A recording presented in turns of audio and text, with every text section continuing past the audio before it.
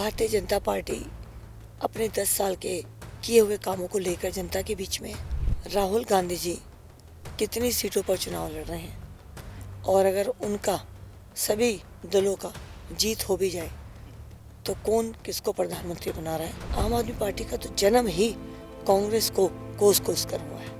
नमस्कार, इस वक्त हमारे साथ हैं पश्चिमी दिल्ली लोकसभा क्षेत्र से बीजेपी प्रत्याशी कमलजीत सहरावत जी। इनसे हम चुनाव से संबंधित कई मुद्दों पर बातचीत करेंगे। कमलजीत जी, सबसे पहले तो 5 जन में आपका बहुत बहुत स्वागत है। धन्यवाद। जनता का कैसा रिस्पांस मिल रहा है अभी चुनाव प्रचार के दौरान? पिछले 60 दिन से अधिक हो गए हैं जब जनता के बीच में जाकर लगातार उनसे संपर्क कर रहे हैं। बहुत अच्छा लोगों का आशीर्वाद मिल रहा है। किए हुए कामों की एक कहना चाहिए मन में विश्वास है लोगों के कि जो काम हुए हैं आगे अगर जो हम संकल्प पत्र में कह रहे हैं वो भी होंगे, तो वो विश्वास चेहरे पर नजर आ रहा है। अपने प्रतिद्वंदी को महाबल मिश्रा जी को कितना चुनौतीपूर्ण मानती हैं, क्योंकि आम आदमी पार्टी और कांग्रेस दोनों गठबंधन में है? भारतीय जनता पार्टी के केंद्रीय नेतृत्व ने प्रधानमंत्री नरेंद्र मोदी जी के साथ मिलकर बहुत जो काम किया है वो देश के अंदर, दिल्ली के अंदर, पश्चिमी दिल्ली क्षेत्र के अंदर इतना है कि यहाँ पर कोई चुनौती नहीं है। पिछली बार भी ये सीट हमने 60% मतों से जीती है और इस बार जब जनता देख रही है कि सभी किए हुए वादों को पूरा किया गया है तो इस बार भी जनता का विश्वास है। तो दूसरी पार्टी का गठबंधन है, वो अलग लड़ रहे हैं, कौन कैंडिडेट है, ये सब बहुत गौण हो जाता है क्योंकि सबको पता है ये चुनाव देश का है और जो देश में जो पार्टी अपनी सरकार बना सकती है और जिसने काम किया और काम करने की आगे जिसमें उनको संभावना नजर आती है वो उसको वोट देंगे। जी, कई पदों पर आप रही हैं, मेयर भी थी, उसके अलावा कई जिम्मेदारियां पार्टी ने आपको दी, आपने बखूबी निभाई भी। अब आप बताएं, पश्चिमी दिल्ली की जनता आपको मतदान क्यों करे, उसे क्या फ़ायदा होगा? पश्चिमी दिल्ली लोकसभा में हमारी जो लोकसभा का क्षेत्र है आप इसको 3 भागों में बांट सकते हैं। एक गांव का एरिया है, एक कॉलोनी का एरिया है और एक हमारा जैसे जनकपुरी, विकासपुरी, द्वारका इस तरह का एरिया है जो डेवलप्ड एरिया है। तो गांव और कॉलोनीज, अनऑथराइज कॉलोनी जो है उनमें मुझे सबसे बड़ी जो दिक्कत लगती है वो ये है कि वहाँ पर park, sports facility, community halls की बहुत कमी है, प्लानिंग में नहीं था। तो अब मेरा सबसे पहला प्रयास होगा कि यहाँ पर जो भी ज़मीन खाली पड़ी है ग्राम सभा की, डीडीए की, उसको कम्युनिटी सर्विसेज के लोकल लोगों के लिए यूज़ किया जाए। उस पर कोई बड़ा प्रोजेक्ट ना लाकर जो जिस क्षेत्र में वहाँ के लोगों के लिए पार्क बनाया जाए, स्पोर्ट्स फैसिलिटी डेवलप की जाए या कम्युनिटी हॉल बनाया जाए। दूसरा मेरा एक विज़न ये कहता है कि नजफगढ़ से नांगलोई एक मेट्रो लाइन का और एक्सटेंशन होनी चाहिए और एक नजफगढ़ से ढासा बस स्टैंड से ढासा गांव तक होनी चाहिए। साथ में एक हमारा रोड है शिवाजी रोड जो राजा गार्डन से लेकर नजफगढ़ तक जाता है। ये रोड बहुत ट्रैफिक को कैरी करता है और इसके अगला जो नेक्स्ट रोड है पैरेलल रोड वो सीधा रोहतक रोड है, नांगलोई रोड जो पड़ता है जो कि स्ट्रेट सीधा जाता है। तो इन दोनों के बीच में विकासपुरी से जो हमारा नाला है वहाँ से एक रोड निकलना चाहिए ताकि पॉपुलेशन जो ट्रैवल करती है, ट्रैफिक है, वो कम हो पाए।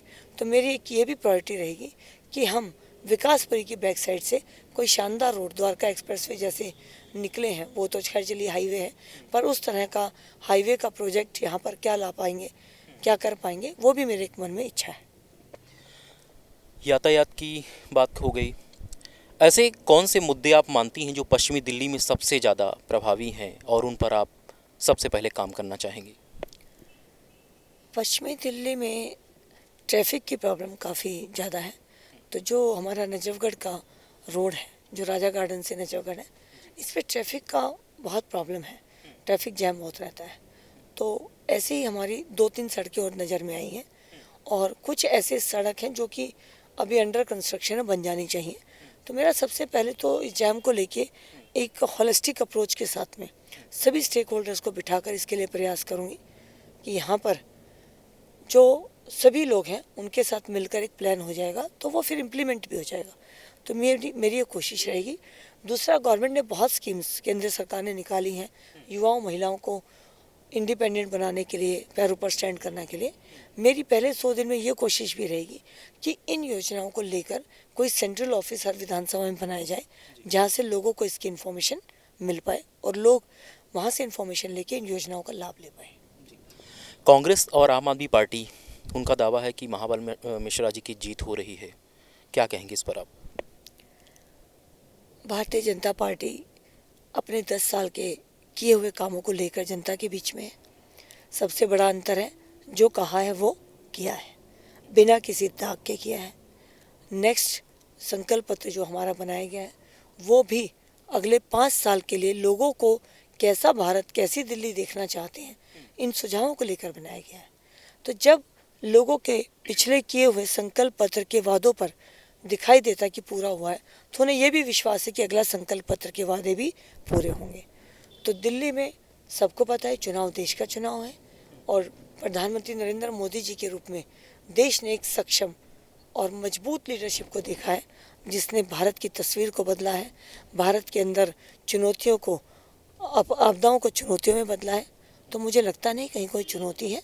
भारतीय जनता पार्टी दिल्ली की सभी 7 सीटों पर बहुत अधिक बहुमत से जीतने जा रही है।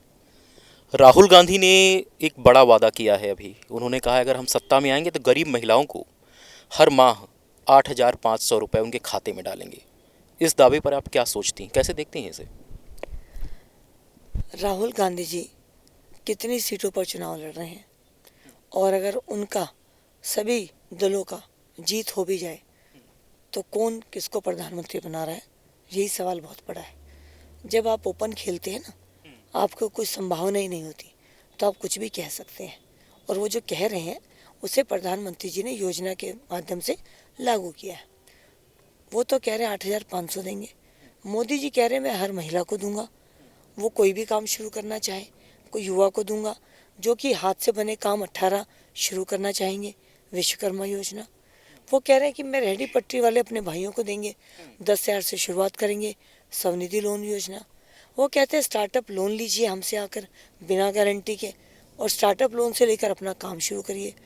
तो राहुल गांधी जी जो कह रहे हैं उसकी बजाय प्रधानमंत्री नरेंद्र मोदी जी ने जो किया है, लोग उस पर विश्वास करेंगे, और लोग अपनी मेहनत से देश के योगदान में, देश के विकास में अपना योगदान देना चाहते हैं।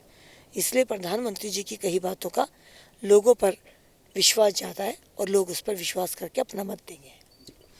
आम आदमी पार्टी हमेशा बात करती है कि महिला सशक्तिकरण हो या अन्य मुद्दों पर महिला सम्मान की बात हो, लेकिन अभी एक दिन पहले एक मामला सामने आया कि आम आदमी पार्टी की राज्यसभा सांसद के के साथ सीएम हाउस में मारपीट की गई, ऐसा मामला आया। कैसे देखती हैं इसको आप? बहुत ही दुर्भाग्यपूर्ण है। एक ऐसी महिला जो पूरी दिल्ली के लिए महिला आयोग के अध्यक्ष रहते हुए ये कहती थी कि मैं काम कर रही हूँ, किसी को असुरक्षित नहीं रहने दूंगी, उसको उसी की पार्टी के एक सीनियर लीडर के घर पर उनके उकसाने पर अगर उनका स्टाफ मारपीट करता है, बदतमीजी करता है, तो इससे बड़ा छल धोखा क्या हो सकता है। क्योंकि जब स्वाति मालीवाल जी ने कॉल किया है तो उन्होंने अपनी लोकेशन बताई है कि मैं मुख्यमंत्री जी की आवाज़ से बोल रही हूँ, और वीडियो फुटेज से भी ये बात कवर हुई, बिल्कुल दिख रही है कि वो अपनी गाड़ी से अंदर गई हैं, पैदल बाहर आई हैं, और उसके बाद वो ऑटो पकड़ कर गई हैं। तो कितने दबाव में वो होंगी जब उन्हें घर से इस हाल में निकलना पड़ा, पुलिस को कॉल करना पड़ा। तो बहुत ही दुर्भाग्यपूर्ण है।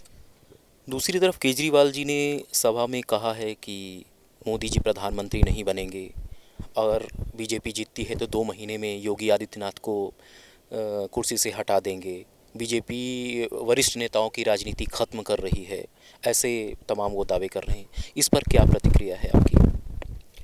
अरविंद केजरीवाल जी की सेकंड नंबर की स्टार प्रचारक उनकी पत्नी है, और जब वो रोड शो के लिए आती हैं तो उन्हीं का नाम दिया जाता है।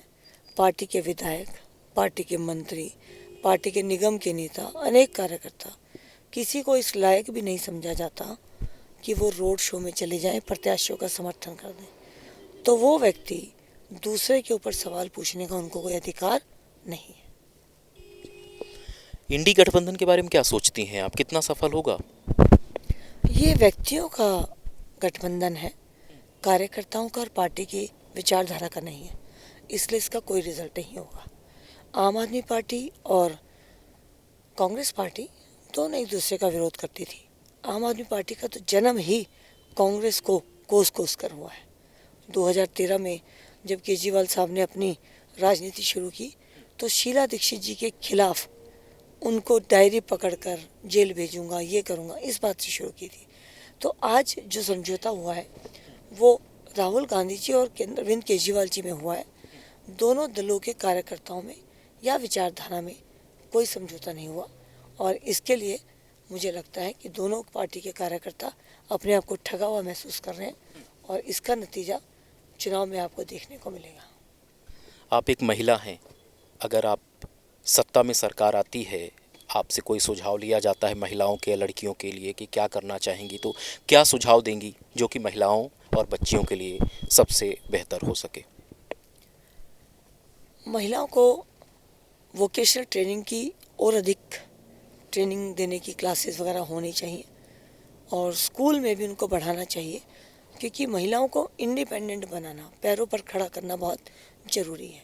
ये महिलाओं के लिए नहीं, ये देश के लिए ज़रूरी है, क्योंकि आधी जनसंख्या अगर वो रोज़मर्रा के काम में अपना योगदान देती है तो उससे देश का जीडीपी तो बढ़ता है, देश का मनोबल भी बढ़ता है। देश की आने वाली पीढ़ी को एक ऐसी शिक्षा मिलती है जिसमें माँ बाप वर्किंग होने से उनको ज़्यादा अच्छी परवरिश मिल पाती है।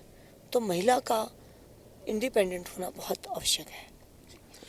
अब आपसे एक अंतिम सवाल पूछना चाहूँगा। 25 तारीख को मतदान है, ऐसे में अगर आप पश्चिमी दिल्ली के मतदाताओं से, युवाओं से, महिलाओं से, बुजुर्गों से अगर कोई संदेश देना चाहें तो क्या कहेंगी? न केवल पश्चिमी दिल्ली बल्कि मेरा पूरी दिल्ली के सभी क्षेत्रवासियों से निवेदन है कि 25 तारीख को वोट जरूर दें। वोट का अधिकार बहुत महत्वपूर्ण है। इसी वोट के अधिकार के लिए हमारे देश के शहीदों ने अपनी जान दी है। इस वोट के अधिकार का प्रयोग देश के हित के लिए नहीं, आप आने वाली पीढ़ी के भविष्य के लिए करते हैं। भारत को एक ऐसा राष्ट्र बनाना जिसका आने वाले समय में पूरे भारत के हर नागरिक को फ़ायदा मिलेगा। आप अपना वोट करते हैं तो वोट जरूर करें। दूसरी बात, वोट करते समय किस पार्टी ने क्या वादा किया और क्या निभाया और कितना सम्मान अपने नागरिकों का किया, इसको देखकर वोट करें। इतना ही मेरा कहना है। जी, बहुत बहुत धन्यवाद, आपने 5 जने को समय दिया।